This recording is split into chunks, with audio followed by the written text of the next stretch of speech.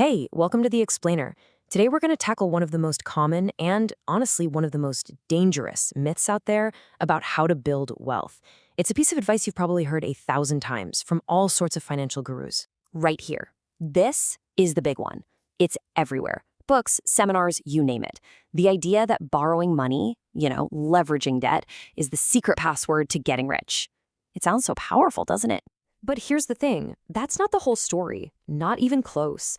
In fact, for most of us, following that advice blindly is a misleading shortcut that leads straight to financial trouble, not financial freedom.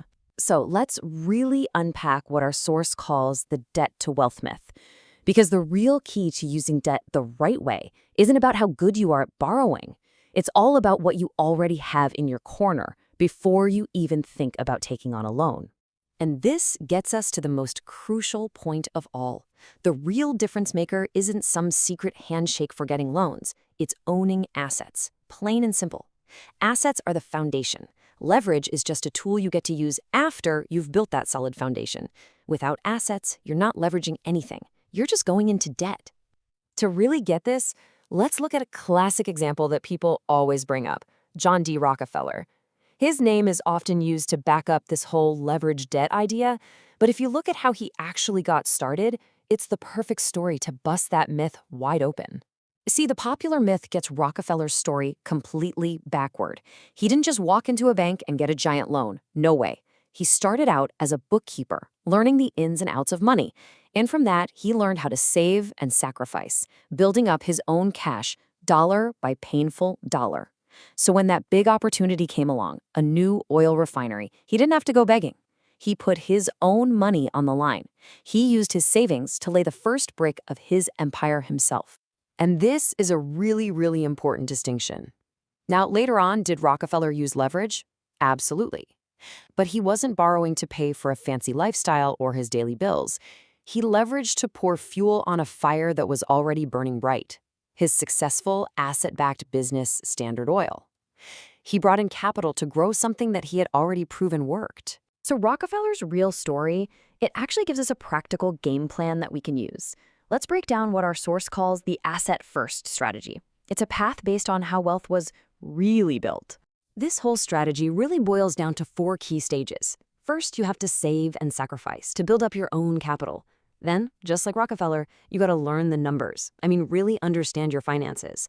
Only then, with that knowledge, can you start making smart, informed choices. And the final, absolutely crucial step? After you take that leap, your #1 job becomes protecting what you've built. It's all about minimizing your risk. Okay, but there's also a really powerful psychological thing going on here. There's a reason why using your own money first is so incredibly important. It completely changes your mindset, how you think about decisions, and how you deal with risk. And this quote just nails it, doesn't it? Think about it for a second. When you've worked your tail off, saved, and sacrificed for every single dollar, you treat that money with a ton of respect. You're going to be way more careful and intelligent with it. But when it's other people's money, well, it can feel kind of fake, almost like you're playing with Monopoly money. And like they say, easy come, easy go. This whole easy money mindset is a trap, and it leads to some pretty careless decisions. And you have to be so careful. A lot of these expensive courses that teach you how to leverage debt, they're basically just getting you comfortable with the idea of going into debt, so you'll buy their program. The reality of smart business ownership is the total opposite. After you make your move, your focus has to shift to minimizing risk, not finding new ways to pile it on. So all of this brings us to a really practical question. Which path should you be on? Because according to our source, there are 2 very different roads to building wealth, and they're meant for 2 very different types of people. And these 2 paths couldn't be more different. On one side, you have what our source calls the early Rockefeller style. This is the path for the 99% of us. It's about patiently saving, investing wisely, and building that asset base from scratch. On the other side, you've got the Elon Musk style. And that's the playbook for the 1%, the people who can leverage massive, already existing assets to get even bigger. They are playing a completely different game on a completely different field. And here it is, the blunt truth from our source material. You are not Elon Musk.